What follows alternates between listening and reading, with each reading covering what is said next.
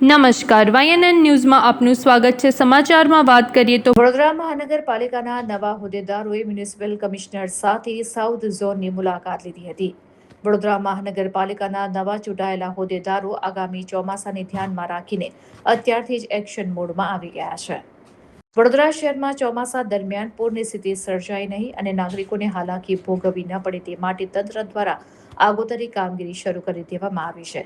આ જ કવાયતના ભાગરૂપે વડોદરા મહાનગરપાલિકાના મેયર, ડેપ્યુટી મેયર અને સ્થાયી સમિતિના અધ્યક્ષ સહિતના ઉચ્ચ હોદ્દેદારોએ સાઉથ ઝોનની ખાસ મુલાકાત લીધી હતી. આ મુલાકાત દરમિયાન મ્યુનિસિપલ કમિશનર અરુણ મહેશ બાબુ પણ તેમની સાથે જોડાયા હતા. પાલિકાના નવા હોદ્દેદારો અને કમિશનરે સાઉથ ઝોનમાં ચાલી રહેલી પ્રી મોન્સૂન કામગીરીનું ઝીણવટભર્યું નિરીક્ષણ હાથ ધર્યું હતું.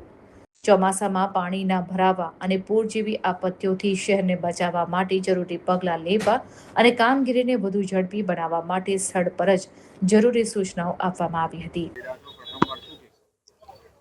એકચ્યુઅલી અત્યારે વરસાદની સિઝન નજીક છે તો વરસાદની શરૂઆત એના ગમે તે દિવસમાં વરસાદની શરૂઆત થઈ શકે છે કે થોડા દિવસ બાકી રહે છે.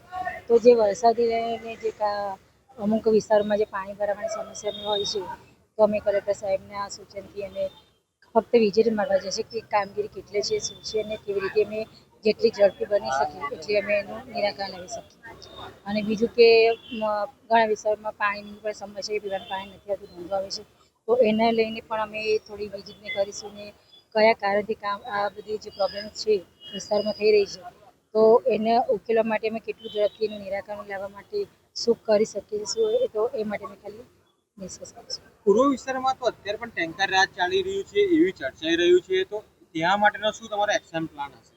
બસ હવે સાથે બધા બેસીને એક મિટિંગ કરીને સૂચનો શું અને અધિકારીઓને પૂછી, કેમ કે હજુ અમને પણ એટલું ખ્યાલ નથી કે શું પ્રોબ્લેમ છે કે નહીં. તો અમે અધિકારીઓ ક્યાં આ કામ અટક્યું છે અને શાના કારણે કામ અટક્યું છે એ બધી માહિતી મેળવ્યા પછી અમે આગળ વધીશું. વડોદરા માટે કેટલું ગર્વની વાત છે?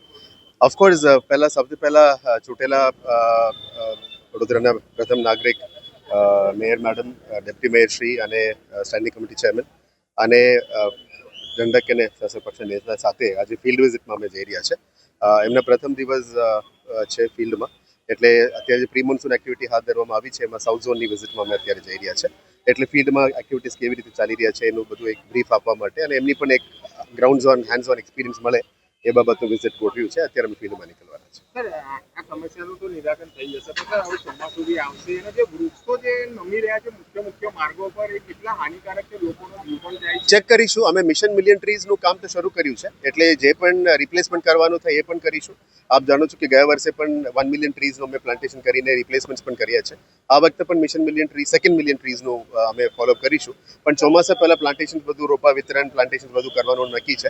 આવતા 2 મહિના કન્ટિન્યુઅસ પ્લાન્ટેશન ડ્રાઈવ ચાલુ રહેવાના છે અને અમને વિગતવાર ડિટેલ્સ પણ અમે આપતા જ રહીશું. સરકારે એ પણ આગાહી કરી છે કે 2 દિવસ પછી વરસાદની શરૂઆત થશે અને માવઠાની શરૂઆત થશે અને 2-3 દિવસ હેવી પવન સાથે વરસાદ પડશે. તો અત્યારે કે વૃક્ષોનું કોઈક પ્લાનિંગ છે?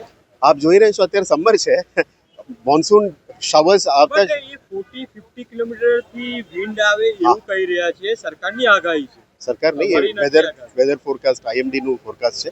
એ જ્યારે પણ શાવર્સ આવશે એ પહોંચી વળવા માટે જ પ્રી મોન્સૂન એક્ટિવિટી ચાલી રહ્યા છે. અને આપ જાણો છો પ્લાન્ટેશન એક દિવસનું કામ નથી. જૂન 5નું વર્લ્ડ એન્વાયરમેન્ટ ડે છે, ત્યાં સુધી તો ચાલશે અને પછી પણ અમે ચાલવાના છે. એટલે વિન્ડ પ્રોટેક્શન તો અલગ વસ્તુ છે, એ તો મોટા ટ્રીઝની વાત છે. આપણે ઝાડ વાવેતર પ્લાન્ટેશનની વાત અલગ વસ્તુ છે. એટલે ડિસ્ટ્રીબ્યુશન પણ કરવાના છે, પ્લાન્ટેશન પણ કરવાના છે અને જે ઝાડ પ્રોટેક્શનની આપ વાત કરી રહ્યા છો એ મોન્સૂન સામે તમે પહોંચી વળવા માટે તૈયારી કરી રહ્યા છો. Thank you. Subscribe now and press the bell icon. Never miss an update.